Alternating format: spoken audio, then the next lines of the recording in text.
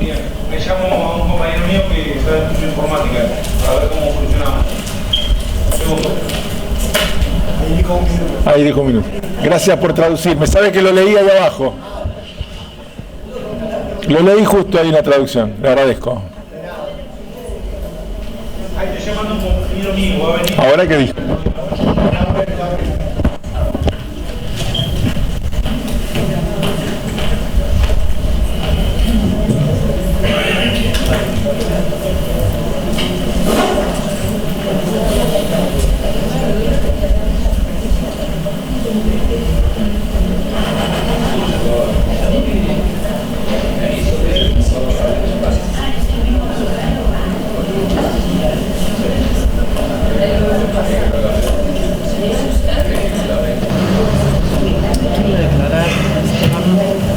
¿Se escucha ahí? Hola, hola.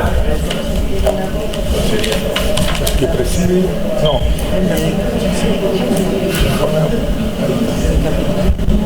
No, es otro.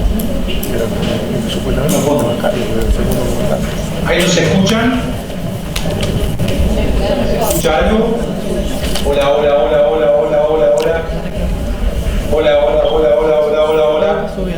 Un poquitito mejor, pero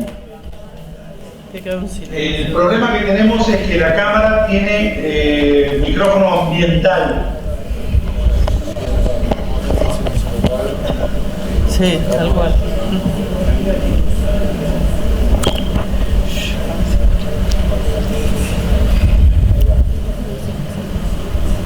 Hola, ¿qué tal? Buenos días. ¿Podría hablar, por favor, para probar el audio? Sí, cómo no. ¿Me escucha? ¿Me está escuchando? Hola. Ahí. Hola. 1, 2, 3, hola. ¿Me escucha? Hola, 1, 2, 3. Hola, hola, hola, ahí un hola. poco mejor. Bien. Lo que sí nos quedamos Bien. congelados. Cuando logre pasar el testigo, le voy a requerir que hable cerca de la cámara para que pueda lograr escuchar. Le ruego al público silencio porque no escuché nada, no yo, nadie escuchó. Sí, discúlpenos. ¿Qué nos... El tema es que tenemos micrófono ambiental. Bien. Y va a tener que hablar cerca para poder lograr escuchar. ¿Me comprendió o no? No. ¿Ese micrófono está? Sí. ¿Ahí me escucha mejor? Esperen un segundito. Le ruego a todos que las aclaraciones, yo entiendo la ansiedad, pero si nos hablamos todos no podemos escuchar. A ver, tratemos de ir coordinadamente. Háblenos, por favor.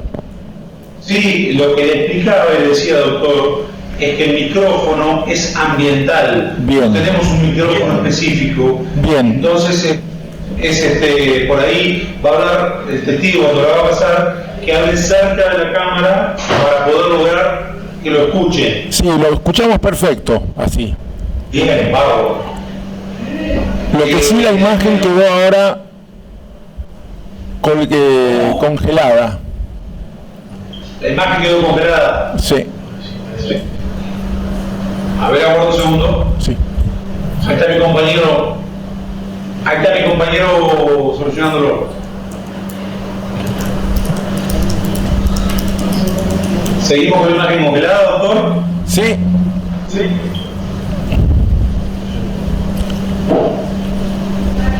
¿Vino el título?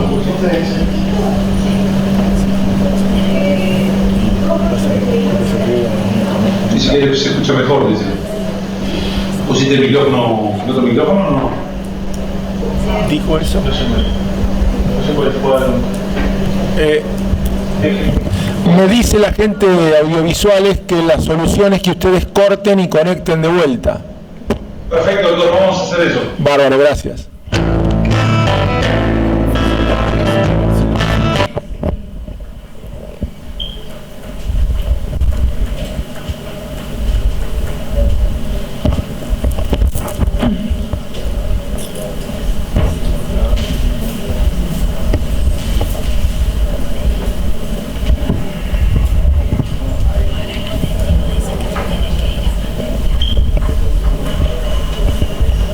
Escúchame.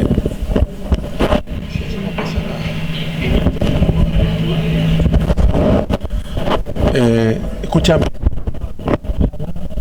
Vamos a tratar de reiniciar en más o menos 15-20 minutos. Así hacemos pasar.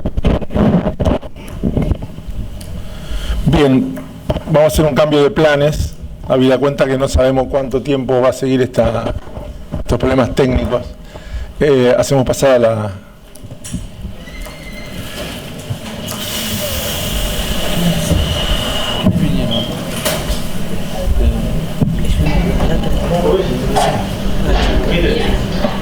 Sí, estos dos están juntos.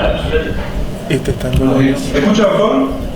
Yo por eso hacía pasar. ¿Está escuchando? Despachábamos, pero si estamos que te esperan, tiempo. ¿Nos está escuchando, doctor? ¿Nos está escuchando? Tratado.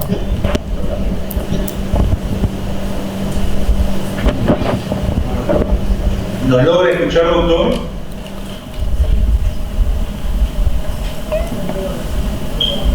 Vamos a intentar la conexión en unos 15 minutos de vuelta, a ver si podemos solucionar el problema.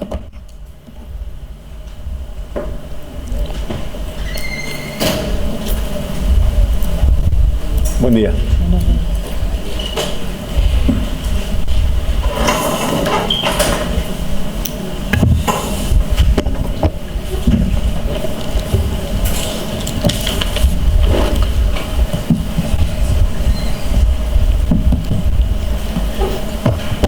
Buen día.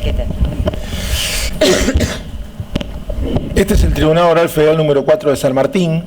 La hemos convocado en la causa 3622 a los efectos de recibir la declaración testimonial. La situación esta de prestar declaración testimonial en una causa le impone el deber de manifestarse con la verdad. Si no lo hiciere, podría incurrir en el delito de falso testimonio, cuyas penas alcanzan, en algunos casos, los 10 años de prisión. Desde el punto de vista técnico, el falso testimonio es afirmar una falsedad, negar o callar la verdad, aunque sea una parte de ella. ¿Jura o promete decir la verdad? Jura. Bien, lo que le voy a pedir es casi una obsesión que he desarrollado, que por favor hable al micrófono porque la audiencia se graba. Entonces, si se pierde la voz, después quienes la desgraban no pueden transcribirla. Sí. ¿Su nombre completo? Adela Rosa Segarra. Bien, cuando llegó aportó los datos, sus datos personales, ¿no? Sí. Le pidieron sus datos personales. Bien. Yo le voy a nombrar una serie de personas y usted me dirá si las conoce, no las conoce o lo que... Jorge Apa, Roberto D'Ambrosi, Jorge Vano, Eduardo Ascheri, Luis Firpo, Marcelo Cinto Curtó. ¿Conoce alguno de ellos? No, ninguno. Bien. ¿Usted tiene algún interés especial en el resultado de la causa? Sí, justicia. Bien. En la búsqueda de esa justicia, ¿existe alguna situación que a usted le impide manifestarse con la verdad? No, ninguna. Bien. Le cuento la mecánica. Va a comenzar la señora fiscal haciéndole preguntas, continuarán las querellas, los defensores en su oportunidad y nosotros haremos alguna pregunta de carácter aclaratorio. Si se produjera una discusión, un debate, no suele pasar, pero te lo informo, usted no participe, nosotros encaminaremos el asunto. Doctora. Gracias. Buenos días, Adela. Gracias por venir a dar tu testimonio. Bueno, yo tengo presente tu militancia en Montoneros, tengo presente también el tiempo de tu exilio, y en ese contexto te voy a pedir que nos cuentes, que nos relates qué es lo que recordás sobre algunos compañeros puntualmente, más allá de que después vos menciones a otro. Y te voy a preguntar por los dos tiempos, el tiempo de la militancia antes del exilio y el tiempo del exilio. En el primer caso, puntualmente, insisto, más allá de otros nombres que aparezcan, te quiero preguntar por Frías. A partir de eso, relatanos todo lo que recuerdes. Bueno, yo empecé mi militancia en la década del 70, en un contexto de mucho compromiso militante. La génesis de nuestra militancia estaba el compromiso, el legado de Perón, de Evita, la Revolución Cubana, las luchas en el continente, Y en ese contexto, con 14 años, yo empiezo a militar en la Unión de Estudiantes Secundarios, que era una agrupación de base de montoneros. En el año 74, yo tenía entre 15 aproximadamente años, empiezo una relación de pareja con Joaquín Areta, que fue mi compañero de vida. En el año 75, en la ciudad de La Plata, que es donde nosotros militábamos, empieza una escalada de represión y de violencia. En diciembre del 75 asesinan a un amigo nuestro, a Patulo Rabe. Principios del 76 allanan la casa de Joaquín. Comienza una escalada de mucha represión hacia nuestros compañeros, que éramos todos adolescentes, teníamos entre 14 y 17 años, éramos de la Unión de Estudiantes Secundarios. Y yo con Joaquín decidimos formalizar nuestra relación, y lo hacemos a través de una ceremonia religiosa en la ciudad de La Plata. La represión sigue y nosotros decidimos irnos de la ciudad de La Plata. Debemos pasar a la clandestinidad, y en ese paso a la clandestinidad decidimos también trasladarnos al oeste. Lo hacemos a través de un compañero que era el hermano de Joaquín, que es Iñaki Areta, que era responsable de una zona en el oeste. Nosotros pasamos a integrar la columna oeste, cuya responsable era María Antonia Berger.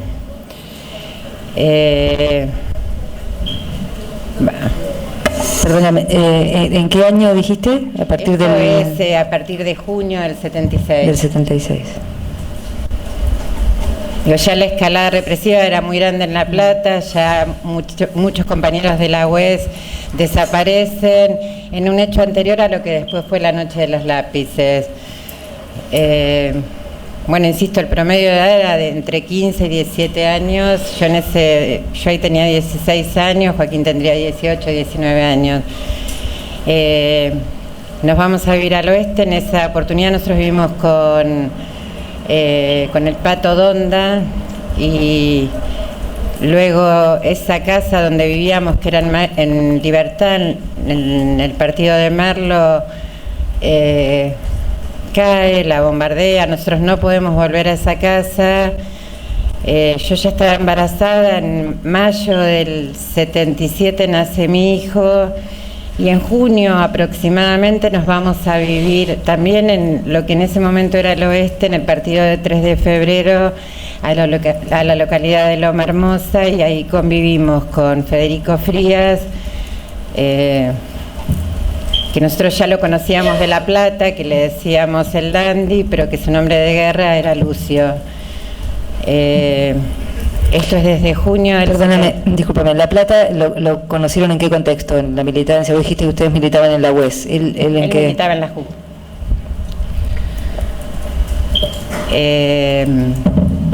Joaquín y el Dandy trabajaban, todos trabajábamos. Nosotros teníamos una concepción, digamos, de la militancia que era de mucho compromiso, digamos, con nuestro pueblo, de pensar que todos teníamos que trabajar y vivir de nuestro ingreso y trabajar insertos en el mundo productivo. Joaquín era obrero en una carpintería metalúrgica y Federico también, Federico Frías también. Federico Frías venía a atravesar una situación de tener que separarse de su mujer y de su hijo. Y en el transcurso de ese año, desde junio del 78 hasta finales de junio del 77, hasta finales de junio del 78, que convivimos ese año, él intentó en muchas oportunidades conectarse con su familia, tener contacto con su hijo, y cotidianamente hacía mención y conversaba con nosotros, digamos, lo duro que era seguir viviendo sin su hijo. Digo, extrañaba mucho, digo, y yo esto, digo, lo quiero marcar porque, digo, nuestra vida estaba marcada por decisiones políticas, pero también por la subjetividad de todas las situaciones que estábamos atravesando y que tanto un universo como otro se condicionaban. Vivimos todo ese periodo. En ese momento nos llegan directivas de la organización, se aproximaba al Mundial de Fútbol. Nosotros iniciamos una campaña de propaganda que era de defender el Mundial, pero no a la dictadura, de denuncia a la dictadura y lo que estaba pasando con la dictadura cívico-militar en nuestro país. Tal es así que hacíamos pintadas y teníamos unas obleas que decían Argentina campeón, Videla al paredón. Nos dedicábamos a hacer esa militancia y por supuesto la militancia de base en el barrio y en los lugares donde nosotros estábamos insertos laboralmente. Una pregunta, en ese momento, en este tiempo que estás hablando, ¿quién era el responsable o la responsable? Vos mencionaste que antes había sido María Antona Berger. ¿Seguía siendo ella o quién era el responsable de ustedes en ese momento? Entre el 77 y el 78, si es que recordás. No, yo ahí no lo recuerdo, o sea, quién era el responsable directo nuestro, no, fue un compañero que le decían Matías, que después no, pero no recuerdo en ese momento quién era el responsable. Y en el caso... Sí, había un compañero que le decían el Micio, que fue el responsable nuestro también, pero en ese interín además nosotros llegaron directivas de la conducción que planteaban, que se empezaba a esbozar o a hacer un planteo acerca de la contraofensiva y esto, digamos, instaló mucha discusión al interior de esos ámbitos que nosotros teníamos, si era la contraofensiva, si era una resistencia, si teníamos que pensar en una retirada estratégica o era el momento de avanzar en esa contraofensiva, digamos, fue materia de debate en ese momento, digamos, que transcurría el Mundial. Mientras tanto, nuestra actividad estaba ligada a la denuncia, a la propaganda y bueno, y a nuestro trabajo de base. En mi caso yo hacía apoyo escolar, trataba de generar algún nivel de organización en el barrio. Esto es así hasta el Mundial de Fútbol. Cuando finaliza el Mundial de Fútbol, el Mundial 78, 3 días después desaparece Joaquín en una cita junto con Julio Álvarez, que era un compañero mío del secundario, junto con Jorge Segarra, que es un primo hermano mío. En esa misma semana desaparecen Alicia y Laura Segarra, que son 2 primas hermanas. Laura estaba embarazada de 9 meses, ya estaba en fecha de parto, y Alicia de 3 meses. Desaparecen también en esa misma caída en la zona oeste. Desaparecen mis 2 primas con sus respectivas parejas, Pablo Torres y el compañero de Alicia, que es Mendoza. Luego de la caída de Joaquín, yo sigo conectada seguimos militando y tenemos una orgánica con el Dandy, con Federico Frías. Seguimos conectados, nos conectamos del oeste con algunos compañeros de la zona sur. De hecho, yo me conecto con mi hermana Carmen Segarra y mi cuñado Ricardo Pose y nos vamos a vivir al sur del conurbano, a Florencio Varela. Yo lo veía periódicamente a Federico Frías, cada 15 días. Yo los fines de semana me encontraba con él en Villa Domínico, en el parque de Villa Domínico.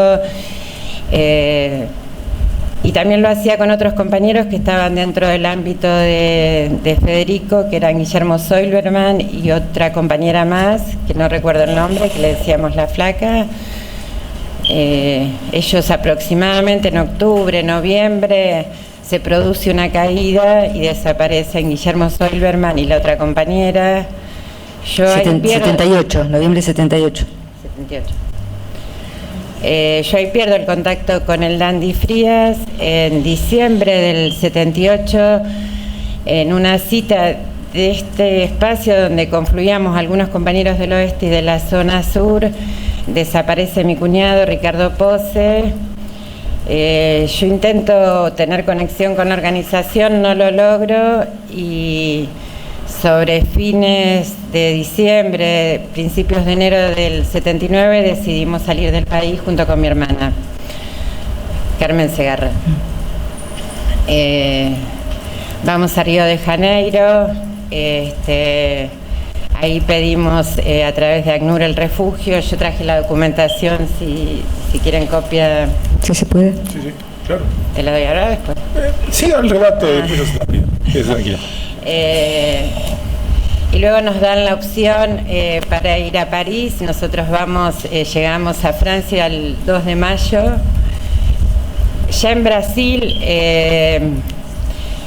yo me vuelvo a conectar con el Dandy. En Brasil esto sería enero del 79, yo me conecto con el Dandy y él nos vuelve a conectar con la organización y volvemos a discutir la contraofensiva.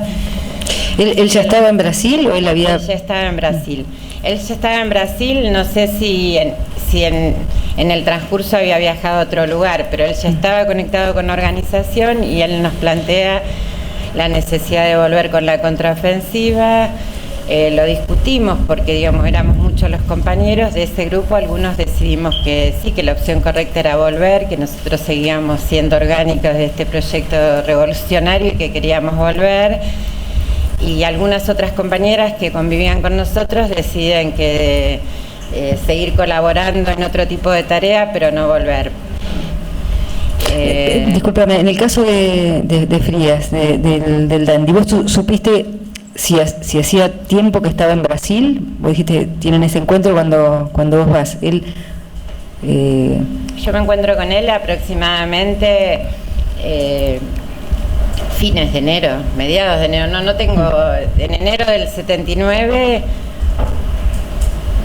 y él ya estaba conectado. Yo no sé de dónde venía, si de la Argentina o había tenido, o en Brasil se había vuelto a conectar, pero él ya estaba orgánico, ya estaba militando orgánicamente de nuevo, y él nos hace la propuesta de volver y nos dice que tenemos que volver, que ir cada uno al lugar de destino, que en nuestro caso, que eran mi hermana, otra compañera y yo, era llegar a París, y que de París íbamos a ir a España, a Madrid. ¿Recordás si él estaba solo en el plano de la militancia, me refiero, ¿no? Si ahí en Brasil estaba solo, ¿lo viste yo solo? Creo que en Brasil estaba solo. Bien.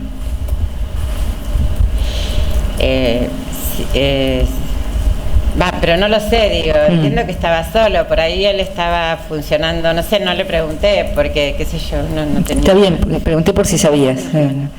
Bueno, van a París y después a España. Llegamos a París, de París nos dan los pasaportes, la documentación, que también la traje si es necesario adjuntarla. Nos vamos a España. En España se decide, digamos, nuestro posible retorno a través de la contraofensiva. Nos instalamos, yo estoy un tiempo en Madrid y luego nos instalamos en Torrelodones, junto con un grupo de compañeras. Primero armamos la casa de Torrelodones, que es Magdalena Gaguey y yo estuvimos un poco en el inicio, y Mariana Guangiroli estuvimos en el inicio del armado de esa casa. Estábamos con nuestros hijos, Magdalena con Fernanda y Diego, Mariana con Victoria y yo con Jorge, que era mi hijo. Luego comienza ahí en Torrelodones un curso de formación política. El que coordinaba y conducía ese grupo era el Chilo Ramos, y en esos 2 meses aproximadamente en Torrelodones participamos, además de Magdalena y Mariana, el Chilo Ramos, que era el que conducía, digamos, ese curso de formación, Jorge y Fermín Benítez, Ana María Lazzarini, Lita y Pascual, que es Tobo de apellido, pero no me acuerdo el nombre.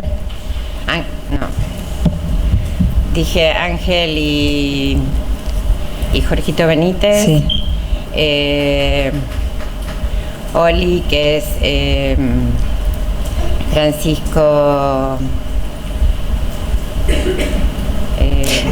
No importa, ya van a salir los apellidos. Lo que te voy a pedir es si de estos compañeros que estás mencionando, ¿qué recordás, ¿no? ¿De dónde venían? ¿Cuándo habían llegado a España? Lo que recuerdes de ellos en ese momento. Por ejemplo, mencionaste a Jorge Benítez y a Ángel. ¿Recordás los apodos, si tenían apodos, y en ese caso cuáles eran? Jorge era Jorgito y Ángel Benítez era Fermín. Fermín venía de la Argentina. Él había viajado a encontrarse con su hermano que había estado detenido y le habían dado la opción. Recuerdo que viajó con un vecino que no estaba vinculado a la política, pero que él, luego de estar en una casa con compañeros, decide también integrarse y sumarse a este grupo para volver a la Argentina, digamos, ya no como estaba él, sino volver orgánicamente y militando a la Argentina.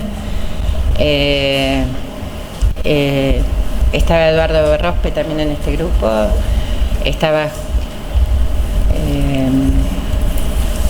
Nene Betanín, estaba Nene Betanín que era el apellido de Betanín es de su primer marido. Ella en ese interín había estado en pareja con Jorge Gullo, que también había caído en la contraofensiva. Estaba Pascual, bueno, después me voy a... Sí, no hay problema. Si el tribunal le permite consultarla. En el caso de Lita y Pascual, ¿recordás algo? Si pudieron hablar, vos los conocías de antes, supiste cuál era su anclaje de militancia previa, cuándo habían ido a Europa, ¿eso lo pudiste saber? Sí, ellos venían de San Nicolás, pero en realidad ellos se habían exiliado en Barcelona. En Barcelona son convocados para la contraofensiva y se convencen de venir, fundamentalmente Pascual, y en el caso de Lita acompañándolo más a Pascual, digamos, la convicción de volver y de volver a la militancia, digamos, creo que la había tomado Pascual, pero que ella acompañó esa decisión y acompañó todo el trayecto en el que estuvimos militando todos esos meses. ¿Y pudiste saber cuál era el universo de militancia de Pascual? Si era el universo gremial, estudiantil, supiste, y pudiste saber qué vinculaciones con miembros de Montoneros tuvo Pascual en Europa? No recuerdo. Sí, seguramente lo sabía, pero no lo recuerdo ahora. Él había sido oficial de Montoneros, pero en realidad cuando se va, creo que no sé, en esa instancia y cuando nos sumamos todos teníamos una paridad respecto a los grados. Si bien se decía que te recuperabas tu grado anterior o político, militar, en realidad creo que todos constituíamos un ámbito con bastante paridad. Yo más que eso, más allá del tema de los grados, me refería un poco más a la materia específica sobre la que militaban, ¿no? Por ejemplo, si esto en el ámbito gremial, laboral, educativo, o sea, ¿a qué? Creo que Pascual había tenido militancia gremial.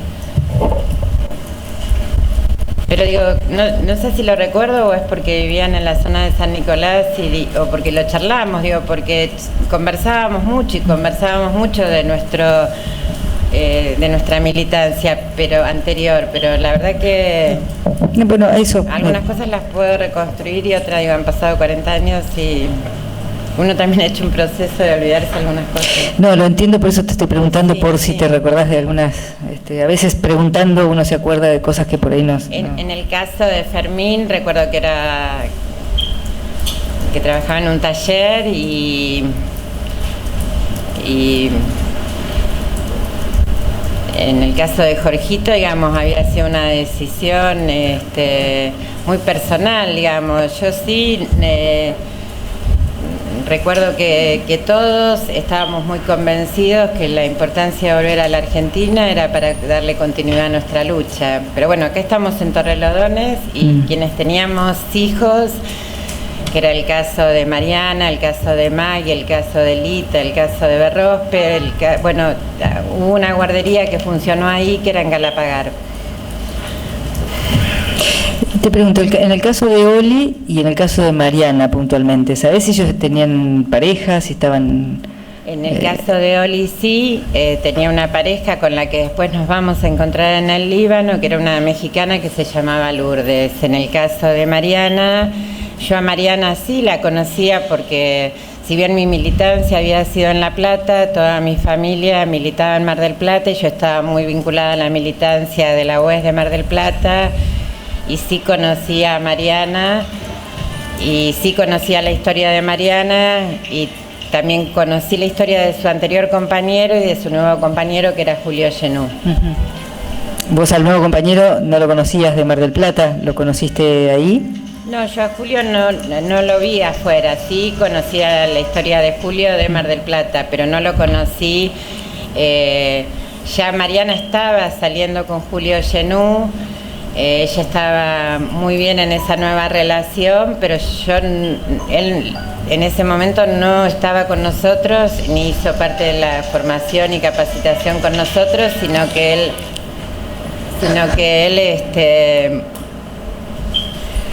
él lo había hecho, ya estaba en la Argentina. Por lo que sabíamos con Mariana, estaba en la Argentina y sí recibíamos Mariana recibía correspondencia de Julio.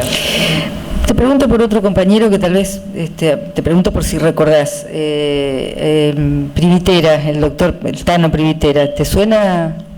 Sí, mucho porque él estaba, yo no recuerdo el Tano Privitera en la casa de Torrelodones, sí recuerdo en el Líbano mucho al Tano Privitera, él era médico, él nos enseñaba todo lo que tenía que ver con asistencia médica, con un curso de primeros auxilios, aplicar inyecciones, hacer respiración boca a boca. Él sí asistía, pero esto ya lo recuerdo claramente en el Líbano, no lo recuerdo en Torrelodones, y sí recuerdo del Tano que él había tenido una compañera que estaba detenida y que se habían separado en la detención de ella, y que él tenía una nueva pareja que era una compañera italiana. En ese momento cuando estaban en el Líbano. Y recordar, bueno, ya terminamos con la etapa de España y vamos al Líbano, ¿o querés agregar algo más que recuerdes de este tiempo? ¿Cuánto tiempo fue el curso en España? Creo que aproximadamente 2 meses. Yo puedo recordar de esa época, digamos, que nosotros teníamos un vínculo muy intenso con Magdalena, con Maggie, con Mariana, que con Jorge y Fermín nosotros teníamos una relación de mucha amistad, de mucha charla, que digamos teníamos mucho compañerismo y que vivimos toda esa época con mucho entusiasmo, ¿no? Con mucha... La interrumpo un segundito porque no sé si lo perdí yo. Usted dijo Tobo, Pascual. Sí. ¿Puede ser que se llamaba Luis? Sí, Luis Tobo. Gracias. Perdón, me estoy olvidando que sí estuvo en Torrelodones y también en el Líbano con nosotros el petizo Lucas. Te iba a preguntar. Él sí estuvo con nosotros y él sí también va al Líbano. ¿Supiste quién era el nombre del petizo Lucas? Sí, me lo dijeron, pero me lo olvidé, no. No importa. Y bueno, y después van al Líbano. ¿Quiénes van al Líbano o a quiénes recordás del Líbano? Casi todo el grupo, menos Berrospe, menos Nené Betanín. Y sí, yo ahí recuerdo que está el Tano Privitela, está en el Líbano con nosotros. Sí recuerdo una compañera que le decían la Turca o Virginia, que ella había tenido un bebé hace muy poquito. Sí recuerdo a Lourdes, que era la compañera de Oli. O sea, se había sumado ella en Ellas se habían sumado, Lourdes había tenido un bebé, era una compañera mexicana.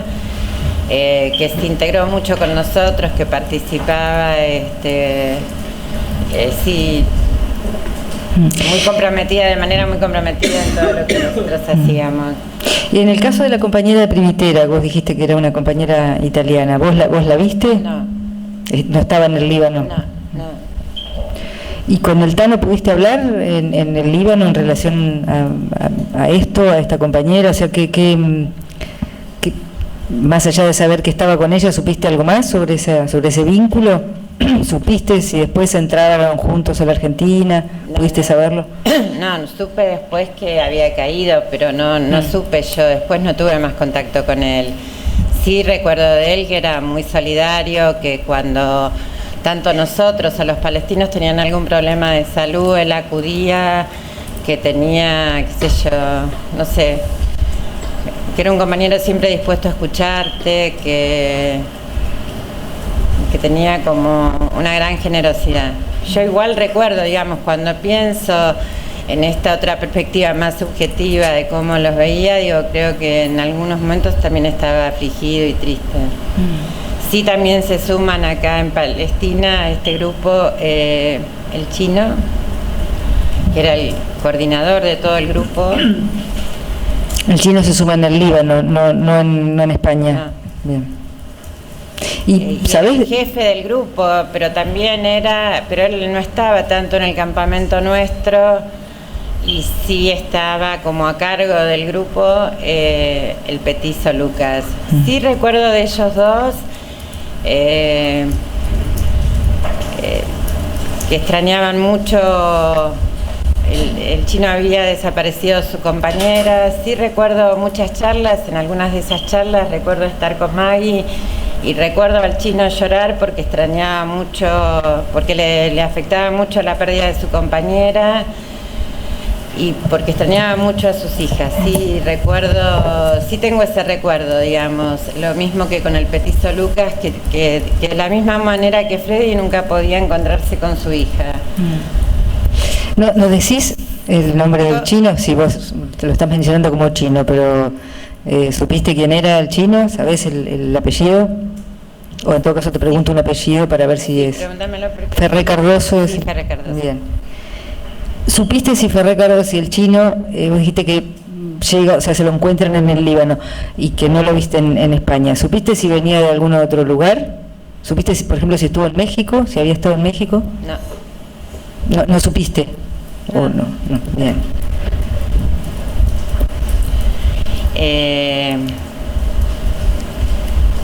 Sí, en esto que planteaba de que en ellos se notaba, digamos, una situación de preocupación y de tristeza, así como la tenía el Dandy por no poder encontrarse con sus hijas.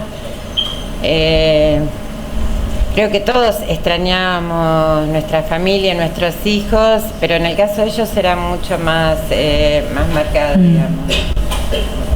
Sí recuerdo que Fermín extrañaba a su hija, pero creo que la idea de volver también estaba vinculada a la idea de reencuentro con la familia desde otra perspectiva.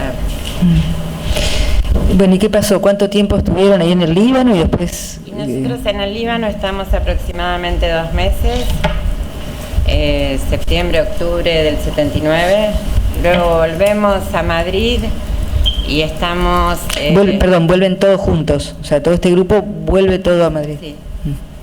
Volvemos todos juntos, estamos en un departamento en Madrid, ahí vivimos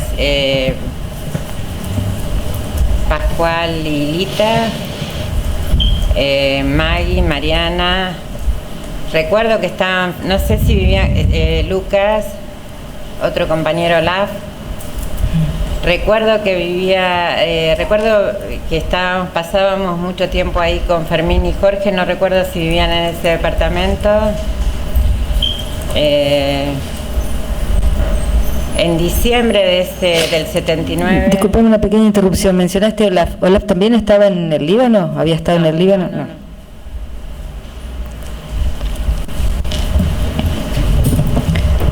Sí, discúlpame, ahora decís en diciembre... Sí recuerdo que en diciembre del 79 nosotros pasamos la Navidad nuevamente en la casa de Torrelodones, que era distinta a este departamento donde volvimos a convivir todos. Y después estamos en ese departamento un tiempo más y ahí nos empezamos a separar. Como que vamos tomando distintos caminos. Mariana se reencuentra con Julio y no sé, o sea, todos en ese departamento el chino iba a veces con su compañera, su nueva compañera, que era Miriam Antonio. Te iba a preguntar eso. Pasamos algunas cenas en ese departamento con ellos. Y finalmente, después de ese encuentro, o no sé, o enero o febrero del 79, cada cual fue tomando distintos rumbos y se les asignaron distintas tareas. Y en ese caso, ¿supiste quiénes fueron los que entraron a la Argentina de ese grupo? ¿Y más o menos supiste cuándo fueron entrando a la Argentina? No, lo supe después. O sea, vos en ese momento no sabías si, por ejemplo, si Fermín y Jorgito iban a entrar, si Mariana iba a entrar, eso no lo supiste. No lo supe, ni supe cómo quedaba asignado cada compañero a qué nueva tarea. Vos mencionaste, dijiste, bueno, en este grupo que estaba Mariana, perdón, y supiste que Mariana estaba en pareja con Yenú. ¿Supiste si en ese momento había otro grupo en simultáneo al de ustedes, ¿no?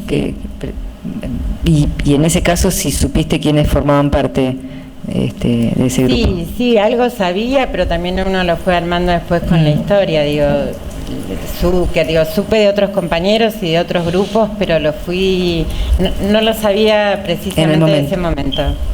Te pregunto, y esto te lo aclaro, no solamente por ese momento, sino también por la reconstrucción que fuiste haciendo, lo que nos puedas aportar a partir de esa reconstrucción también. Sí,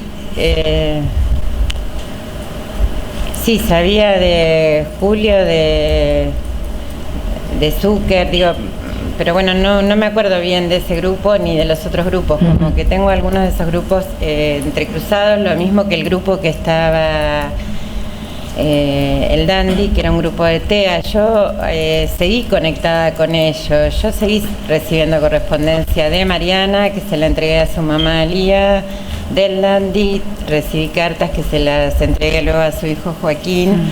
Y perdón, ¿esas cartas vos las recibías a dónde? ¿Estando en España?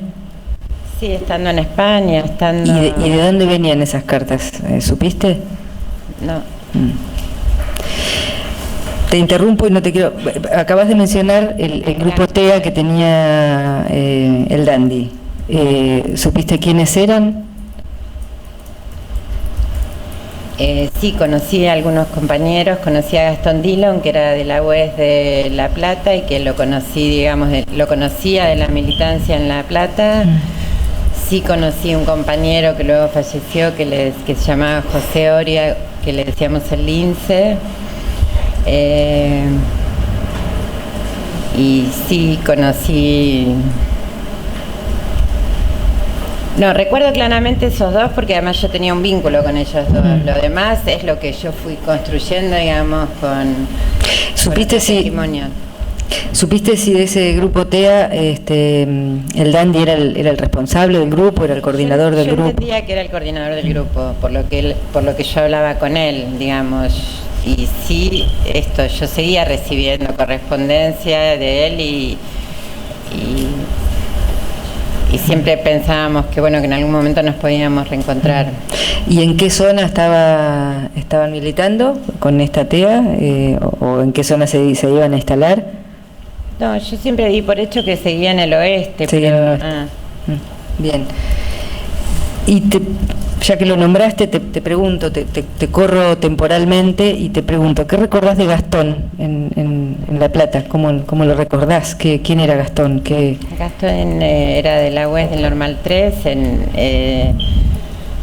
y bueno, qué sé yo, nuestra militancia, digamos, en ese momento en la UES era por ámbitos. Yo no coincidía en ningún ámbito con él. Sí recuerdo encuentros juntos, plenarios en el Parque Pereira, sí recuerdo quiénes eran responsables de Gastón en la UES, que uno de esos compañeros, dos de esos compañeros están desaparecidos con la noche de los lápices, y sí recuerdo a la familia Gastón, que yo la fui a ver cuando volví. ¿Y supiste cuándo Gastón o en qué momento se fue del país y a dónde? ¿Supiste a dónde estuvo exiliado? No, tengo por el relato del Dandy, creo que casi siempre estuvo con el Dandy, digamos. Bien. Y en este grupo, ¿recordás si había alguna compañera? Vos mencionaste dos compañeros, Gastón y el Lince. ¿Recordás si había una compañera? Sí, había una compañera, pero no lo recuerdo, lo he leído después. Bien, está bien. Vuelvo al tiempo de España. ¿Recordás haber escuchado, haber conocido, haber estado vinculada en la militancia a María Inés Raberta? Sí, sí, porque además María Inés hacía en la casa de Torrelodones, era la que yo hablaba todos los días con ella por teléfono, porque ella hacía el control de esa casa y porque además yo la conocía de La Plata y teníamos relación. Entonces nos veíamos, aparte de los controles, nos veíamos con alguna frecuencia porque ya había sido, junto con Joaquín, parte de la conducción de la web. Y luego nos seguimos viendo en Madrid. O sea, ¿la viste todo el tiempo que estuviste? Sí, la vi en Torrelodones cuando fue la guardería. En ese momento la vi, hablábamos todos los días por teléfono porque ella hacía ese control de esa casa y nos llamaba todos los días para ver si estábamos bien o requeríamos algo, y luego la seguí viendo en Madrid. ¿Recordás cómo la llamaban? Si tenía algún apodo. Juliana. Vuelvo a un poquito más atrás. Vos mencionaste que la responsable de Zona Oeste inicialmente, al comienzo, era María Antonia Berger.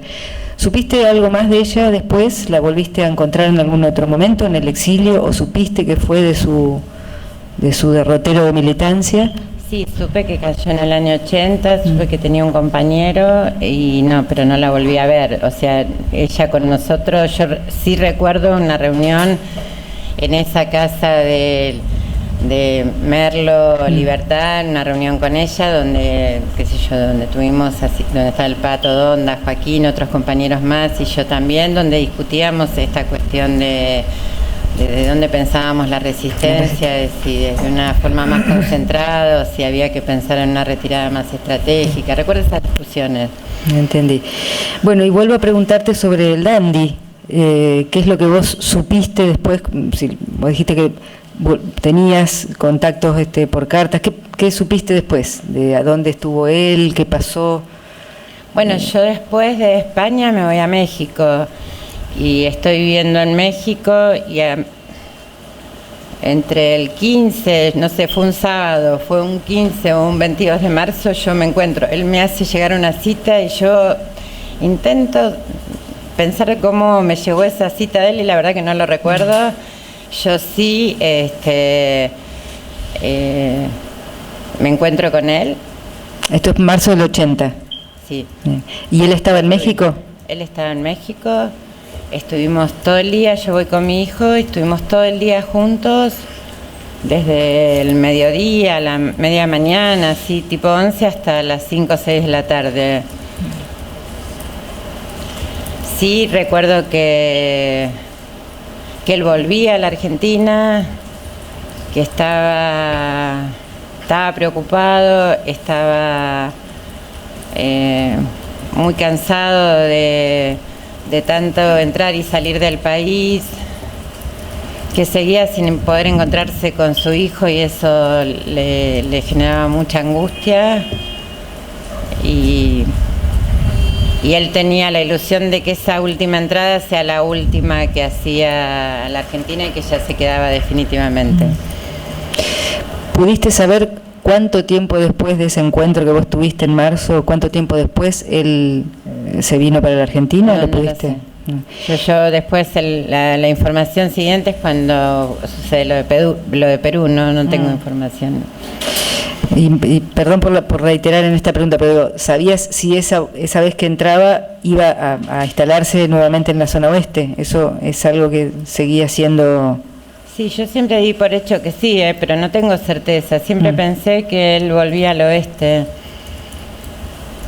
No sé si por algo que él me dijo o porque era el lugar donde nosotros habíamos vivido y tenía parte de nuestra militancia, pero siempre pensé que volvía al oeste.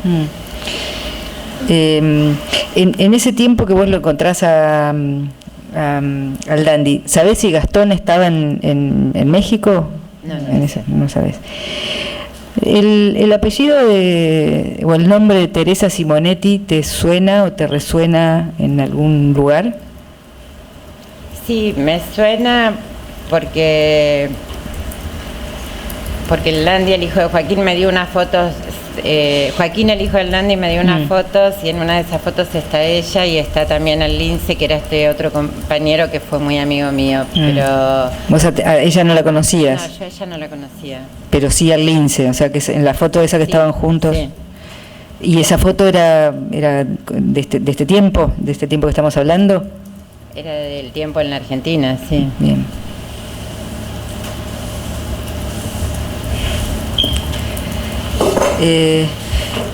Y bueno, después te enteraste lo que pasó ¿qué te enteraste o cómo te enteraste lo que pasó con Frías? ¿Cómo fue la noticia? Bueno, yo me entero en simultáneo toda la noticia de Perú, digamos, de María Inés, del Dandy, Molfino, digamos, nos enteramos toda esa historia junta, digamos, el intento de él pero después tuve un intento de hablar con su mamá, pero no se concretó. Supe algo de su familia, pero la noticia yo me la entero, sí, todo lo de Perú me entero todo junto. Y en el caso de el resto de los compañeros con los que compartiste el tiempo en el Líbano y ¿qué te fuiste enterando? ¿Qué supiste? ¿Y en qué momento te ibas enterando? Sí, yo no sé en qué momento me entero de la caída de ese grupo, digamos, donde estaban, además del chino, Miriam Antonio, Toti, que era Mariana Guangiroli, Julio Genud, o sea, me entero que ellos cayeron, digamos, pero no sé con precisión en qué momento yo me entero de eso. A Miriam Antonio, ¿vos la llegaste a conocer, la viste? Sí, porque ella, en 2 oportunidades, ella fue a ese departamento que vivíamos en Madrid, ella fue con el chino. Otra pregunta, ¿conociste a un compañero que le decían Manuel? ¿O escuchaste alguna vez nombrar a algún compañero Manuel? ¿El nombre de Ángel García Pérez te suena? No. Bien.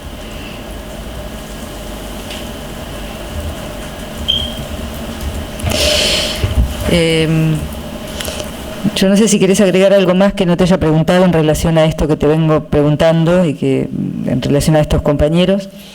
Sí. Si no, bueno, yo por mi parte la pregunta final va a apuntar más al sentido de la reconstrucción y lo que significó la pérdida de estos compañeros, pero si antes de eso vos querés agregar algo más. No, yo de estos compañeros tengo, digamos, las cartas de Lucio se las entregué a Joaquín. Tengo una poesía que escribió Fermín y que, bueno, hice una copia y me gustaría poder entregarla. Y ahora cuando termine, bueno, le voy a ir pidiendo que nos vaya detallando cada uno de las cosas que trajo y le vamos sacando copias. Y sí, por ahí insistir en esta idea, digamos, que la definición política, ideológica, que la discusión y el debate de la contraofensiva, si la posibilidad de volver era desde la contraofensiva o era resistencia, si la caracterización de la etapa era contraofensiva o era resistencia, que toda esa discusión se dio en ese contexto de la contraofensiva, que lo personal condicionaba lo subjetivo, lo personal, lo humano condicionaba mucho esas decisiones, que todos nosotros, habíamos pasado situaciones de mucho dolor, de mucha pérdida de muchos familiares, digo, qué sé yo, en mi caso eran más de 10 familiares directos que habían desaparecido y que nosotros teníamos necesidad imperiosa de volver, digo, y que este plano, el político y el personal, creo que siempre se vincularon y mucho. Y digo, tengo la certeza de que por muchas cosas que se dijeron después es que todos teníamos una clara decisión de que había que volver al país, que nuestro proyecto tenía que ver con la lucha, con que la dictadura termine y que esa matriz con la que nosotros habíamos empezado a militar incluía todo nuestro compromiso y también dar la vida por ese proyecto que era para lograr una sociedad más justa. Y digo, y en todos, en algunos, digamos, con más dolor por extrañar mucho a sus hijos, en algunos con algunas contradicciones, pero que en todos estaba la convicción de que volver era imperioso y que nos habíamos conformado en esa idea, que dar la vida por un proyecto tenía sentido y que el futuro, con nuestro sacrificio y con nuestro testimonio, iba a poder generar una sociedad mucho mejor, digamos, y nadie de los compañeros que estaba dudaba de esto, ¿no? Porque mucho se ha dicho de que, bueno, si hubo una manipulación, si fue... Y creo que estaba claramente esa decisión en todos nosotros. Quiero insistir en esa idea porque yo los dos planos no los puedo separar, el político ideológico de esas decisiones personales que tomábamos en ese contexto y en ese momento. Pero para nosotros la idea de la lucha seguía siendo la posibilidad de que la dictadura termine y la posibilidad de construir una sociedad mejor en nuestro país. Un poco en relación a eso, vos mencionaste que estuvieron bastante tiempo con Joaquín y con el Dandy clandestinos en la zona Ende, viviendo casi un año, ¿no? Sí. ¿Qué percepción tuviste de lo que pasaba con los trabajadores en los barrios sobre esa resistencia? ¿Qué lectura hacían ustedes en ese tiempo? En cuanto a la continuación de esa... Nosotros teníamos como una vida clandestina, pero muy normal, digamos, en el conurbano. Teníamos muy buena relación con nuestros vecinos, teníamos una vida social con ellos. Yo tenía un centro de apoyo escolar en la casa y teníamos actividad social y comunitaria. Y teníamos desde esa perspectiva el registro de que la sociedad en ese nivel nos acompañaba, digamos. No la teníamos frente a la idea de pensar que, porque estando en esa casa nosotros nos llegaban algunas directivas de la organización y nosotros pensábamos que la mejor forma de preservarnos era poder garantizar algún nivel de cotidianeidad y poder reinsertarnos en el campo popular con las herramientas que teníamos. También entiendo que la clandestinidad te genera algunos niveles de interacción muy recortados, como que cuando vos estás clandestino no tenés la misma comunicación con la sociedad que en una situación normal. Nosotros teníamos una vida normal donde trabajábamos, donde los vecinos nos acompañaban, donde de hecho los vecinos nos ayudaron a después retirar todas las cosas que teníamos en nuestra casa y seguimos conectados. Creo que el Dandy volvió a esa casa y yo también volví a esa casa y teníamos muy buena relación con ese grupo de vecinos con los que habíamos convivido un año. Yo pensaba que si nosotros, que en esas condiciones podíamos sobrevivir mucho tiempo, pero bueno, pero también por ahí hacíamos cosas, de encontrarnos en México. Cuando yo me encuentro con él en México, a mí no me habían autorizado que lo vea el Dandy y la organización. Digo, a veces esas cosas que hacíamos sin darnos cuenta también generaban otras caídas de otros compañeros. Y en ese momento en México, ¿recordás algún compañero de ese tiempo en México, alguien que hubiese entrado al país o...? No, porque yo estaba pensando en el retorno y estaba como próxima a volver, entonces no estaba muy conectada con el resto. Por eso digo que esa cita mía con Federico fue una cita como que yo no la informé o la informé, me dijeron que no, pero igual me encontré con él. Fue más personal. En forma personal.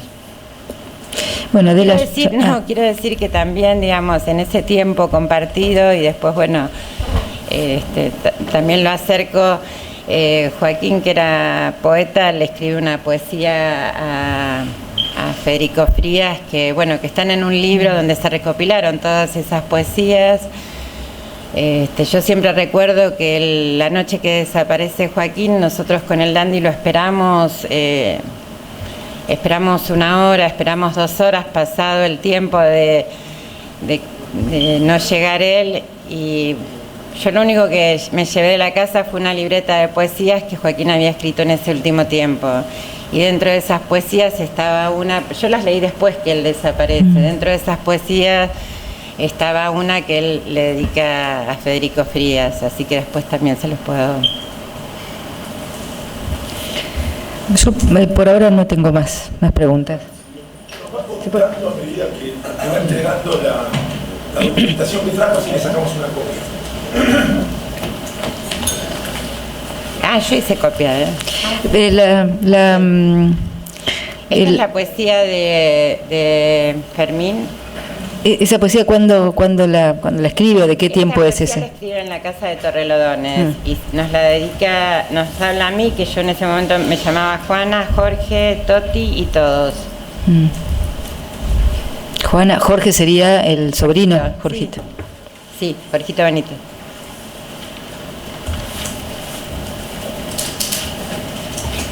Bueno, no sé, esto no sé si tiene algún sentido, pero es el plano de la casa donde vivíamos con el Dandy, que también le hice copia. Yo, por mí, esa prueba no me parece. No.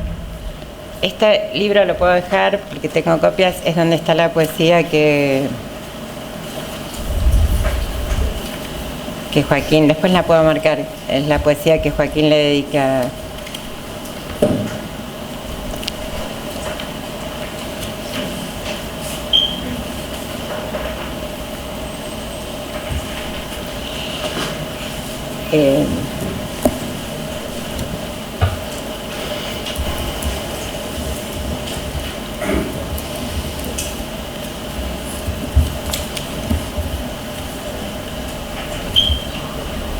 Tenía, creo, la documentación del... Sí. Esto es lo de las Naciones Unidas. De la ACNUR. Esto es lo de...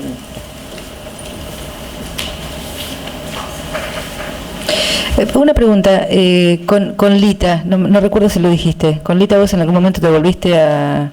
Sí, yo con Lita, con Maggie y luego con Julia Perieno seguimos viendo permanentemente.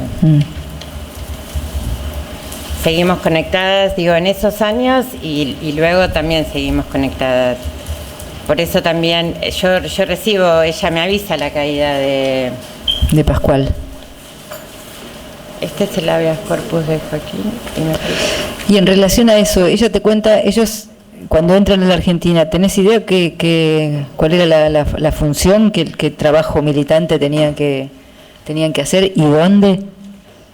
Si es que lo supiste. Yo tengo entendido que cuando ellos llegan a la Argentina deciden desconectarse de la organización. ¿Esta copia no la deja? Sí.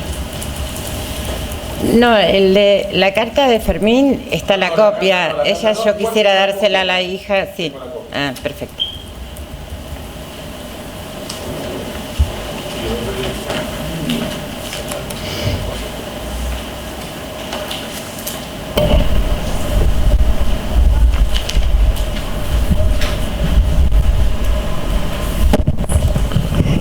Yo no tengo más preguntas. Doctor Llanto.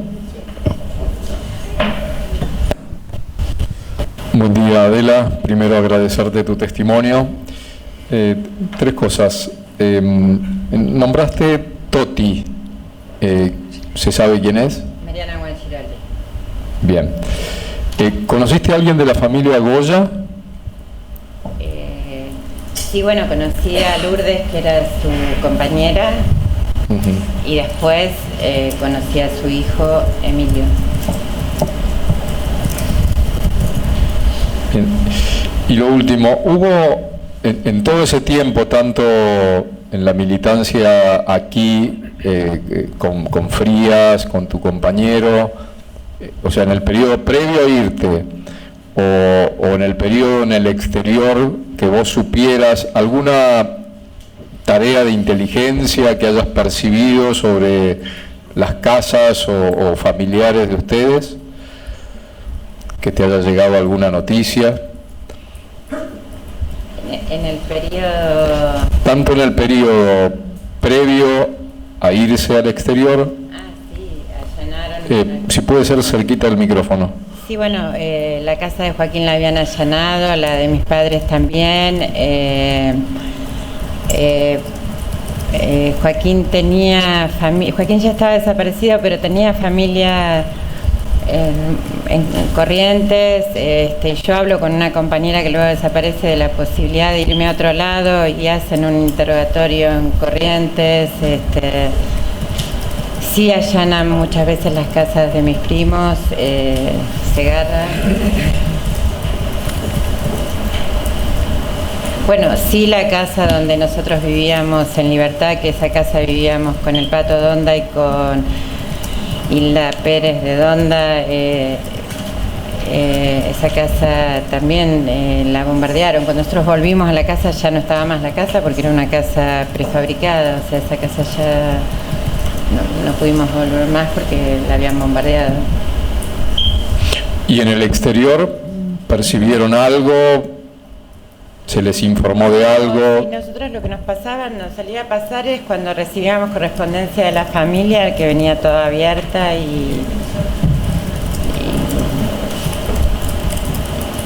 Bien. No tenía, yo personalmente no tenía percepción de... Sí tomábamos medidas de precaución, pero no teníamos percepción de que hubiera un operativo de inteligencia. Bien, gracias. Doctor Flores. Doctora Nichiarico, doctora. Buenas tardes, Adela. Mi nombre es Janina Michelena, soy abogada de la Subsecretaría de Derechos Humanos de la provincia. Quisiera hacerte una pregunta, ya que referiste acerca de tu militancia en la Ciudad de La Plata con Gastón Dillon. Preguntarte puntualmente si recordás acerca de cómo te enteraste de su desaparición y, en su caso, si te recordás por medio de quién. Yo me entero de la desaparición de todo ese grupo a través de José Oria, que es el compañero que le decían el Lince, con el cual yo a partir del 83 empiezo a militar ya en democracia, o en finales de la dictadura, el inicio de la democracia. Muchas gracias. Doctor. Sí, una más, perdón, brevemente. ¿Y qué te contó el Lince sobre lo que supo de la caída de... Si recordó más o menos la fecha, dónde, en qué contexto, porque él estaba dentro del grupo, ¿no? Vos dijiste que el Lince estaba también... Estaba dentro del grupo, digamos. Sí, lo que recuerdo tanto del Lince como de José, del relato de José, que tuvieron que entrar y salir muchas veces, y que eso en la situación de ellos los afectaba en su propia seguridad, digamos. El Lince era un compañero que provenía del movimiento villero peronista, él estaba inserto y seguía viviendo en la villa, y esta cuestión de salir, de ir a México, y que las entradas y salidas continuas a ellos les complejizaban lo que era después su vida cotidiana. Digo, que era algo que manifestaba el Lince, pero que también lo había manifestado Federico Frías. Bueno, listo, no tengo nada más.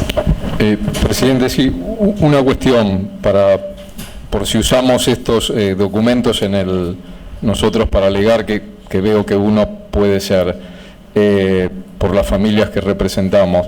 Aquí hay un texto muy corto que aparentemente la firma dice Fermín, entonces quería pedirle a ver si ella puede, para no ser citada nuevamente, si puede leer este texto, que es concretamente lo que dice. Sí, dice: estoy aquí, sé que estoy en compañía y que la realidad nos junta más. Juanita era yo, Juanita, Jorge, Toti y todos sabemos que la victoria llegará, tenemos fe en ella, creo en ustedes y en mí, y cuando hay hombres que luchan un día y hay hombres que luchan siempre, es cuando más necesitamos la libertad. Luchemos, Fermín. Bien, gracias. Gaby. ¿Nos quiere agregar algo más? Sí, bueno, yo quisiera agregar tres cosas. Bueno, en primer lugar, agradecer nuestra posibilidad del juicio. Uno convivió muchos años con todas estas historias. La historia de la contraofensiva fue una historia muy particular que estuvo muy invisibilizada. Me parece que esta es una oportunidad de darle visibilidad a esa etapa histórica, pero además a los compañeros que fueron parte de esta historia, digamos. A muchos de nosotros nos pasó que con el retorno de la democracia y la teoría de los dos demonios, muchas de estas historias no se podían contar, y me parece que este juicio reivindica la lucha de tantos compañeros que dieron su vida y que fue parte de la construcción de lo que sería la democracia. También quiero reivindicar a las compañeras en particular, porque creo que si bien Montoneros una organización que planteaba el centralismo democrático, las mujeres, quiero reivindicar a las que perdieron su vida, pero a las que sobrevivimos también, porque teníamos un triple esfuerzo, el de ser combatientes, el de ser militantes y el de criar a nuestros hijos, y que pusimos todo nuestro esfuerzo en esa construcción, y que hoy que se habla tanto de feminismo y el lugar de la mujer, nosotros fuimos las constructoras o parte de la construcción de ese feminismo popular que tenía que ver con la lucha, tenía que ver con los ideales, tenía que ver con Evita, pero que también muchas veces está silenciado en la historia, la lucha de todas nuestras compañeras, que se recuerdan a los desaparecidos como algo general, pero cada mujer dio su vida, pero con mucho sacrificio, digamos, criando y pensando que además el futuro también tenía que ver con nuestros hijos. Bueno, y en ese contexto yo quiero agradecer a mis hijas que están hoy acá, a mi hijo que no está, pero que nosotros construimos una familia de esa contraofensiva, de esas idas y vueltas, construimos una familia, qué sé yo, disfuncional, pero una familia al fin que se configuró, qué sé yo, con lo contradictorio, con lo heroico y con la fuerza de esa lucha, y bueno, que hoy nuestros hijos son ejemplo de una vida mejor y de una construcción distinta. Así que quiero agradecerle también a ellas, y por supuesto recordar siempre a esos compañeros y decirle a sus hijos que no los pudieron ver más, que sus padres los recordaron todos los días. Su testimonio finalizado. Gracias.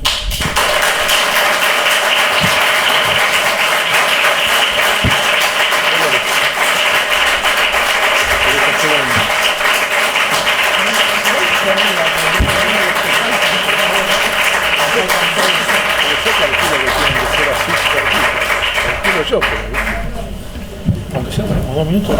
Dolores, hacemos un breve para ver si con el tema de la conexión.